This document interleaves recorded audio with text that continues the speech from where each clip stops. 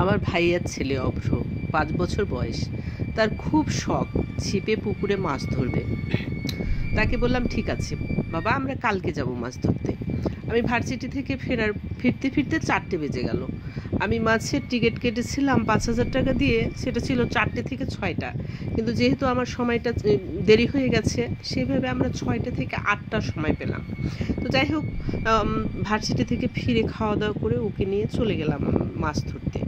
তো বিলটা ছিল আমাদের বাড়ি থেকে মোটামুটি অনেকখানি দূরে, মেঠো পথ বেয়ে যেতে হয়।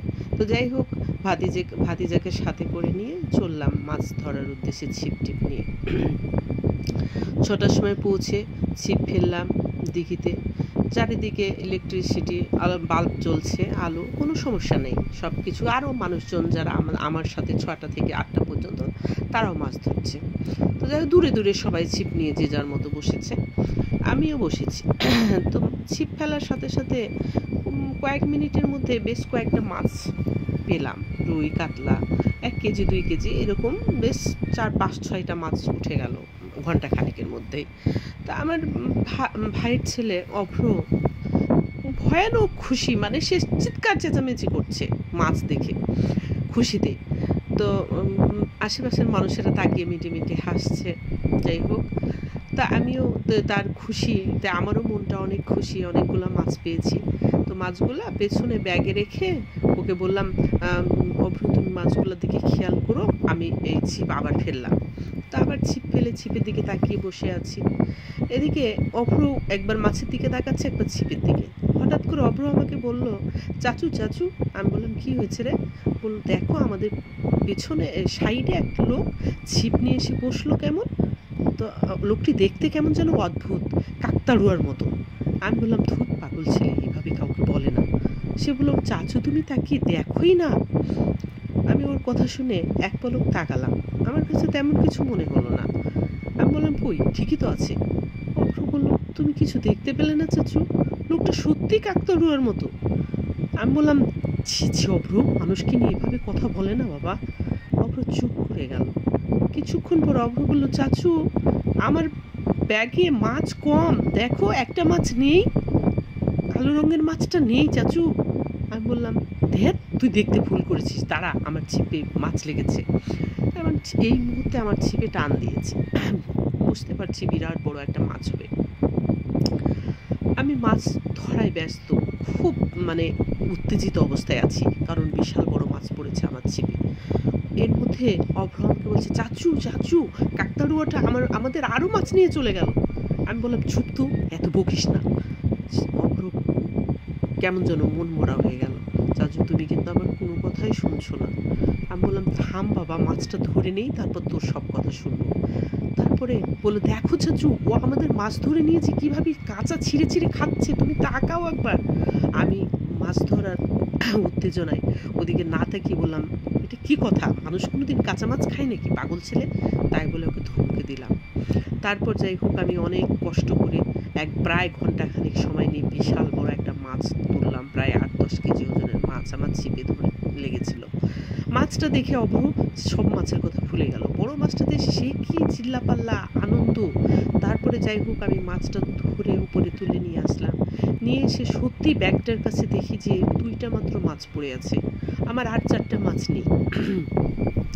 আমি অভ্রর দিকে তাকালাম। অভ্র আমার কথা মুখের দিকে তাকিয়ে বলল, তুমি তো আমার কোনো কথা শুনছিলে না, দেখো আমি বললাম না ওই কাকতাড়ুয়াটা আমাদের মাছগুলো নিয়ে গেছে। আমি বললাম, ছি ছি বাবা, মানুষকে কাকতাড়ুয়া বলতে নেই। অভ্র বলল, তুমি তাকিয়ে ভালো করে দেখো এবার। আমি তাকিয়ে দেখলাম সেখানে কোনো মানুষ বা কেউ ছিল না। তো যাই হোক, আমি কর্তৃপক্ষের কাছে, ওখানে ছিল যারা, তাদের কাছে গেলাম, যে বললাম আমার এরকম 4টা মাছ ব্যাগ থেকে কীভাবে হারিয়ে গেছে আমি ঠিক বুঝলাম না। ওদের সিসিটিভি ক্যামেরার ওই দেখলো, ওরা দেখার পরে দেখলো যে সেখানে কোনো মানুষ ব্যাগ থেকে মাছ নেয়নি। মাছ মনে হচ্ছে শূন্যে ভেসে ভেসে একটা জায়গায় যাচ্ছে এবং অদৃশ্য কিছু সেটাকে ছিঁড়ে ছিঁড়ে খাচ্ছে। তো যাই হোক, এরকম দৃশ্য দেখে কর্তৃপক্ষের লোকেরাও কেমন যেন ভ্যাবাচ্যাকা খেয়ে গেল। তারা বললো, এমন ঘটনা তো আমাদের এখানে আগে কখনো ঘটেনি, এত বছর আমরা মাছ ধরছি, তো ঠিক আছে, মন খারাপ করবেন না, অনেক বড় মাছ পেয়েছেন, এটা নিয়ে যান, দেখা যাক এটার আমরা কি করতে পারি এরপরে। তো যাই হোক, আমি মনটা একটু খারাপ নিয়ে বাড়িতে উদ্দেশ্যে রওনা দিলাম। তো আমার ঘাড়ে মাছের ব্যাগ, হাতে অভ্র, ছিপ নিয়ে আমি বাড়ির পথে হাঁটা ধরেছি। তখন রাত 8টা পেরিয়ে প্রায় 8:30 9টা। আমি হাঁটছি, অভ্র বক বক করেই চলেছে আমার সঙ্গে। আমি তার কথার কয়েকটা উত্তর দিচ্ছি, আর আমি গভীর চিন্তায় নিমগ্ন যে মাছ কিসে নিতে পারে, আর মাছ যে নিল তার ছবি কেন উঠলো না ক্যামেরায়। যাই হোক, এভাবে চিন্তা করতে করতে যখন আমি রাস্তার মেঠো পথ ধরে চলে যাচ্ছি, রাস্তার বামে, হাতের বামে একটা গোরস্থান পড়ে আমাদের রাস্তার। তো গোরস্থানের সামনেই একটা বড় কদম গাছ আছে, বিশাল বড়, আপনারা তো জানেন কদম গাছটা, গাছ অনেক লম্বা হয়। তো কদম গাছ পার হব, ঠিক ওই সময় কদম গাছ আমার ব্যাগটা, মাছের ব্যাগটা ঘাড়ের উপর থেকে কে যেন ধরে অনবরত টানাটানি শুরু করলো। আমিও ব্যাগটা নিয়ে টানাটানি, আমি ভাবলাম কি ব্যাপার, কিসে আমার ব্যাগটা টানাটানি করছে, কোনো গাছও তো নেই যে বেঁধে গেছে। তারপর আমি ব্যাগটা যেই পিছন ফিরে তাকালাম, দেখলাম কদম গাছের উপর থেকে বিশাল বড় একটা হাত নিচে নেমে এসেছে। অন্ধকারে দেখা যাচ্ছে সেই হাতটা আমার ঘাড়ের ব্যাগটা নিয়ে টানাটানি করছে, মাছের ব্যাগটা নিয়ে। আমি তো আশ্চর্য হয়ে গেলাম, আমি হাতটা ছুটাচ্ছি, আমার কত কষ্টের মাছ, আমি যতই হাতটা ছুটানোর চেষ্টা করছি সেটা আরও জোরে আমার ব্যাগটা টানাটানি করছে। এমন মনে হচ্ছে যে আমার কাঁধটা ছিঁড়ে যাবে। লাস্টে আমি ভয়ানক রকম বিরক্ত হয়ে গেলাম। আমি সেই হাতটাকে ধরে হ্যাঁচকাটা ছাড়তে যেই ছেড়ে দিতে ধরলাম, অমনি সেটা একটা পা এবং তার মুখটা কদম গাছ থেকে নেমে এলো।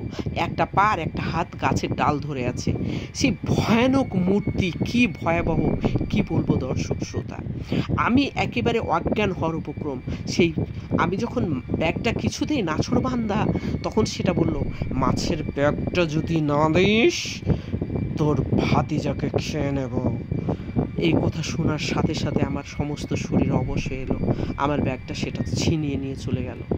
আমি আমার অভ্রকে বুকের মধ্যে জড়িয়ে ধরলাম, কোলে তুলে নিয়ে। তারপর যখন বাড়ির দিকে ছুটতে যাব, আমার পা দুটো আর চলে না। যাই হোক, বহু কষ্টে আমি বাড়ির দিকে রওনা দিলাম। বাড়িতে কোনো রকম যে পৌঁছে দরজায় করাঘাত করলাম। ভাইয়া এসে দরজা খুললেন। আমি যে সোফার উপর ধপাস করে বসে গেলাম, ভাইয়া অভ্রকে কোলে নিলেন। তারপর অপু কাঁদতে কাঁদতে বলল, বাবা জানো, আমাদের মাছগুলো কাকতাড়ুয়া সব নিয়ে গেছে। ভাইয়া আমার কাছে যে টিভি চলছিল, ভাইয়া টিভি দেখছিলেন, আমাকে যে বললেন, কিরে কি হয়েছে, অভ্র এগুলো কি বলছে?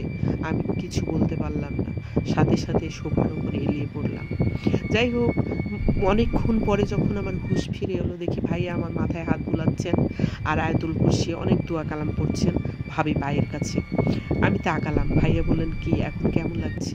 আমি বললাম, অনেকটা ভালো ভাইয়া। ভাইয়া জিজ্ঞেস করলেন কি হয়েছিল তখন। আমি পুরো ঘটনাটা ভাইয়াকে খুলে বললাম। গল্পটা এখানেই শেষ।